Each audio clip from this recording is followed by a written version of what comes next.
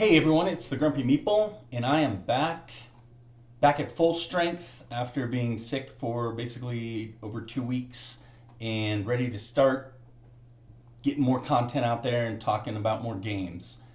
And today we're going to take a look at something that I'm very interested in, which is the Tanares RPG for Dungeons and Dragons 5th edition.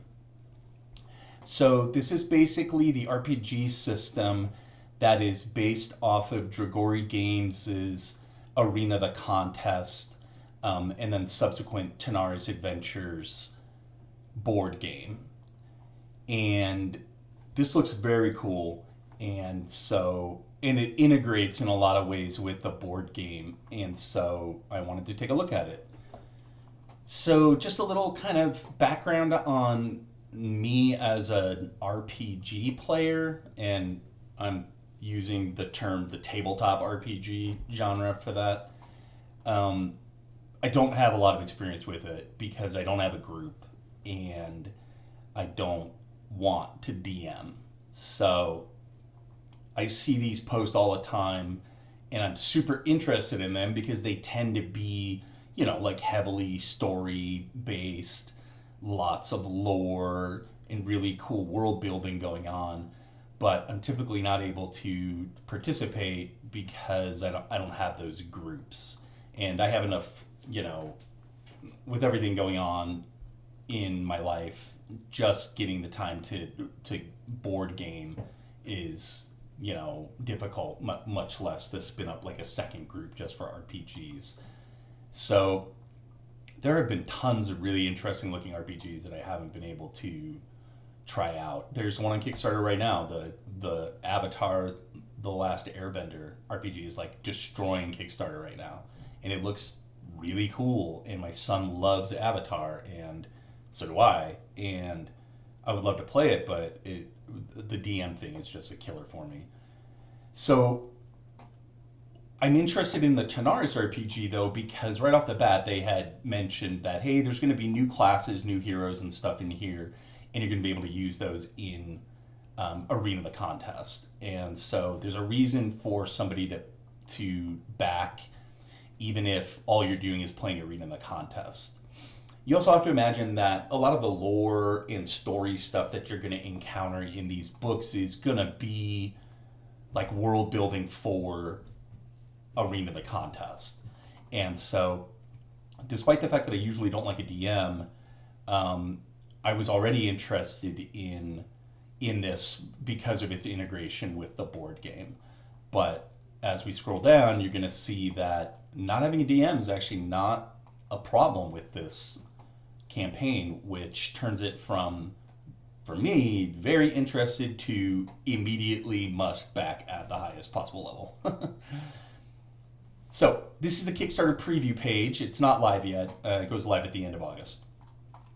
On August 31st at whatever the hell this is. 1500 UTC. I don't know. I'm American, so we're uneducated. And I could Google it, but... yeah. So, right here you get a picture of kind of what's going on here. And you can see that there's a lot of elements of this that you could imagine could integrate right back into the core game. There's a lot of minis here. Right off the bat, I want to note that there is a gift for day one backers. It is this huge dragon statue. So if you are even remotely interested in this, or really even if you just want a huge dragon miniature and maybe some new classes to use in 5e, because I assume that kind of content would transfer right over, then you want to at least pledge $1 on day one to make sure that you get in on this. But so you got a ton of miniatures and then a ton of books and dice and all sorts of fun stuff. So here they just give you some background on the Arena of the Contest kind of campaigns on Kickstarter, which were wildly successful, and some of my favorite Kickstarter campaigns of all time, particularly the Tanares Adventures campaign. When Arena of the Contest ran, I was in a similar situation as I was with Chronicles of Drunagor, where it was an unproven group trying to create a miniatures heavy, um, role playing game, and I was hesitant to back it, and I did not back it, and I regretted it for a long time. And so when Tanares, because it's been really well received, and so when Tanares Adventures rolled around, I seriously considered backing it, and I still didn't back it because I don't like backing games that I haven't been able to at least try. And somewhere along the way, and I don't know when they did this, but they put it up on Tabletop Simulator, and I tried it and played quite a bit of it, and it is very, very good. I really like how streamlined it is. It's a lot of like it's a light rule set with a lot of tactical kind of depth because it's about positioning and stuff. Like something like in a video game analog would be like Final Fantasy Tactics, where you're moving your guy, and yeah, that is a simple action, but is he elevated? Is he behind his opponent? Is he adjacent to one of his allies and he's getting a buff? That's where the depth comes in. So easy to learn, hard to master. And so I really liked it. And so I went and I late pledged every single thing that they've ever made for Tanares, which includes the painted dragon set. It was like it's the biggest Kickstarter pledge I've ever made, other than Shadows of Brimstone Adventures, which almost doesn't count because that's just like it's a whole own genre basically. So I love Arena Contest, and I'm super excited about this. So right off the bat, you get this gigantic dragon statue if you pledge on day one, and then you can get it later for $30. This thing looks pretty awesome. It's a gold dragon of time, they say, and here's one of the hero miniatures for comparison. So that is a big miniature, for free especially. That's a really huge miniature. I don't know what to say about that. It's a giant freaking miniature, and it comes in its own box with a boss pad and attack cards, so that you can play it also in the boss versus boss game mode, which is part of the Dragon Collection for Tanares Adventures. I'm not going to go into all the various kind of pieces of Tanares Adventures and whatnot, but it was a big campaign with a lot of stuff, and one of the things was this Dragon Collection, which let you play this boss versus boss mode. So here's the thing that when I saw it, I immediately said, oh, okay, so I have to spend like $300 on this. Solo mode for Tanares RPG. Boom. Done. This is awesome. Play without a GM. 1 to 4 players.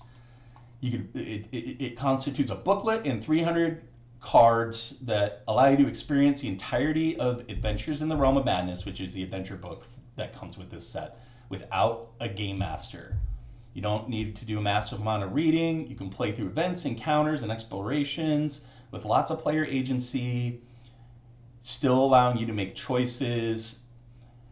So this is incredible. And I should have anticipated this because they had something kind of similar to this as an aspect of Arena the Contest, where there's this like story deck that has all sorts of weird stuff in it, like puzzles and challenges and stuff like that. And I mean like puzzle, like literal like brain teasers. Like you walk into a room and there are a set of skulls on the floor and sconces on the walls, and which skulls fit in which sconce and whatnot.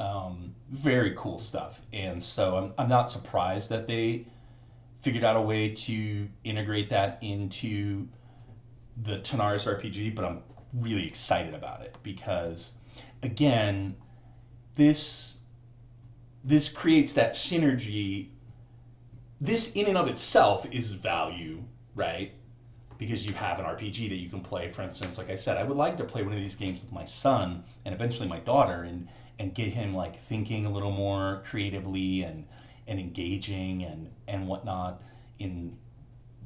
But I don't want to be the DM, because he needs somebody to play with him, and there's no way in hell I'm wrangling all his friends in the neighborhood to run a game of misery for me, at least, with them being on the party. So this lets me play this with him without having to have a GM.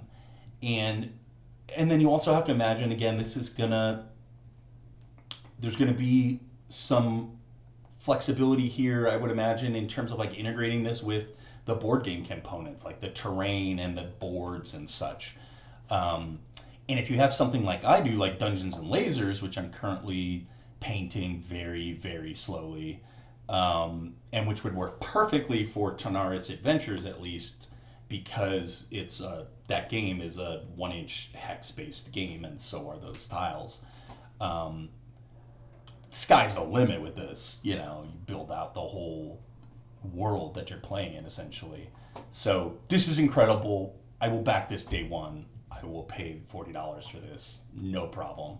And honestly, more companies need to be doing this with their campaigns, because there are 3 or 4 role-playing game campaigns that I can remember that I passed on because they didn't allow this kind of play. So very, very cool. I'm very excited about this.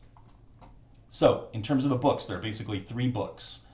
You get and they have like various pledges. So you can get just a digital book, one of the 3. So you can pick, maybe you just want the adventure book to use with Dungeons and Dragons. You can do that. There's a pledge, $29. This is a terrible pledge. I don't know why anybody would do this. You could do the $50 pledge and get a hardcover, one book of the 3, hardcover and a PDF. This also is a terrible idea. I don't know why you would do that.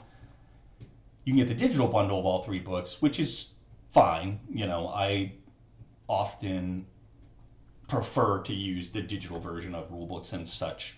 And so getting them as PDFs is perfectly fine, and this gets you everything. The 3 books at least. Then they've got the Essential Kit, which gets you the hardcover copy of all 3 books, a double-sided poster, a Dungeon Master screen, and gets you the digital bundle, so you get the PDFs, and the class pack that has the new classes and miniatures in it. And so, to me, this is a great deal, because you're getting all this stuff. And, there's like all sorts of ways you could game this. You could back this, keep the PDFs, and sell the physical copies and make back probably at least half of your money, especially if this ends up being cool. And especially if you were smart enough to like also buy the solo mode, like 2 copies of the solo mode. You could just murder on that, I'm sure. And mitigate the cost of the whole bundle and still get the classes and the map and all that stuff. And then they have the pledge that I will do, at the moment at least. It's the highest level pledge, $229 for the super kit, which comes with all the miniatures that we're going to talk about, all the PDFs, all the hardcovers, the map, etc., etc. The only thing it doesn't come with, which I don't understand kind of why it doesn't, is the solo mode. And I kind of wish that it did, or that they had a pledge that, maybe like a $250 pledge that included the solo mode. I don't know why that's not included, but either way, I'll be backing this and adding the solo mode. I'm happy to do it. So, all right. So the campaign source book, that's the first book. You're getting the artwork, resources for campaign settings. So this is a lot of like world building stuff, I assume. Scenarios, new monsters, rules for all sorts of weird gameplay, like time travel, traveling through space, etc. So the setting for Tanares is very interesting, because it's basically a world in which the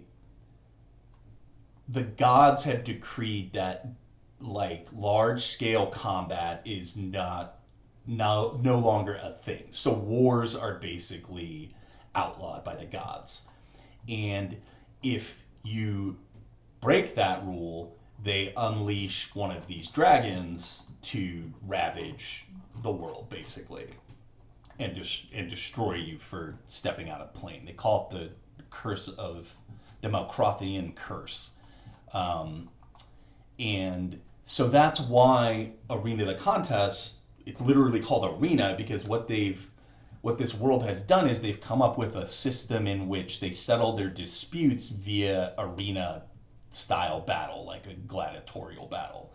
And so that's the premise of the game and the world. So it's a really cool premise, and I imagine that they'll build this out really cool. I will say too that there's an art book for this game, for the original game, for Arena the Contest, that it's like almost 200 pages long, and it is packed with incredible lore and backstory and whatnot. And I read almost all of it. They were giving away a PDF version of it during Gamescom or something like that. And I read a good chunk of it, and I want to go back and finish the rest. So these guys are serious about world building, even just in the board game. I can't even imagine what kind of effort they're putting into the world building for this RPG. And again, this stuff is going to be, if you're interested in world building, if you want narrative in your campaign or just context for what you're doing, like this book in particular would be valuable even to somebody who just had the board game and didn't care about the RPG at all. And they have samples of all this stuff, and they're pretty robust samples from what I understand. Like I saw somebody on YouTube like ranting about how the hell is this a sample? It's like the 3 books combined are like 90 pages long. So it's beautiful artwork, and just all sorts of incredible lore and backstory and stuff. So I'm not gonna dwell on this, but these guys are no joke in the art department either. I love the kind of stylized art of this world, and so take a look at these samples if you want to learn more about that world. The second book is The Player's Guide to Tanares, which looks like it probably captures the rules more than the setting. So you've got rules, new items, spells, feats, new classes, subclasses, rule sets for PvP in an RPG, which is, I don't know, maybe that's a thing. Like I said, I'm not a master of RPGs, but that seems unusual. And again, they're not afraid to show you this rule set or this game. This is a 42-page long preview. This is crazy. So all sorts of just wacky information about your classes and your abilities that you can unlock and everything. I mean, look at this. This is amazing. So this would be more probably for somebody who was actually interested in playing the game. And I could imagine buying this without and integrating it, like I said, into 5e instead of trying to play it, instead of buying everything. So maybe there is a reason to just get 1 or 2 of these books. And then there's Adventure in the Realm of Madness, which is the story book, the campaign book. So branching non-linear story for characters from level 3 to 12. You get more background, side missions, murder investigations, prison escapes, world building, all sorts of incredible stuff for actually running your campaign in this book. And so again, it's going through like what's the structure of the adventure. There's a flow chart of like the kind of narrative flow, and then here you get right into the first chapter of the campaign. And you can see that there's kind of events happening, and you're rolling dice to see what happens and whatnot. So very, very cool looking. And again, just like this art, like what is going on with these guys? Like it's just really gratifying to see this is what Kickstarter has done for this industry. Is it's allowed groups like Dragori, like creative game studios to punch at the same level as giant monolithic companies like Fantasy Flight, and even beyond that level, because you don't have to have this monolithic structure for like, you know, manufacture and delivery of the product before you know anybody actually wants it. So I feel like they're really able to mitigate the risk, and so you're seeing these relatively small companies, comparatively at least, come out with this just incredible content that's leveraging, you know, amazing art, and probably even getting people involved in this industry that wouldn't go work for a giant company like Hasbro or Fantasy Flight, you know, like more kind of indie art, and people who are not looking for that kind of corporate lifestyle, and so it's just amazing what crowdfunding has done for this industry. So here they go into all the new classes and all the new races. I'm not going to dwell on this. You can read this if you want. It all looks very interesting. We already talked about all the pledge levels.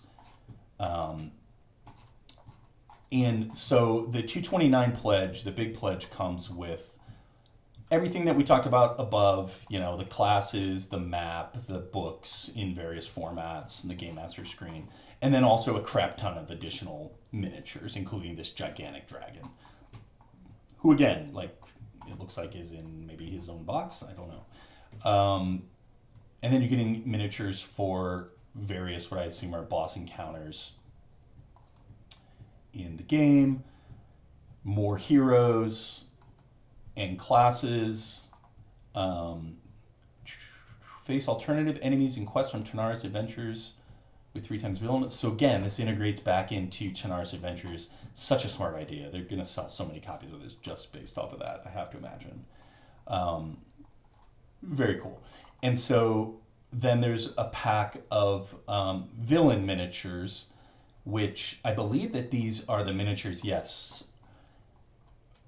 Abilities and stats related to the missions from Arena of the Contest Epic Campaign. So these are the bad guys from the campaign, the original campaign for Arena of the Contest, and they're letting you kind of have a unique sculpt for them and leverage them, I assume, in the RPG, or maybe change up how they play in, yeah, it says Overlord cards, so I would assume that this lets you play them in the RPG and gives you a new sculpt for them.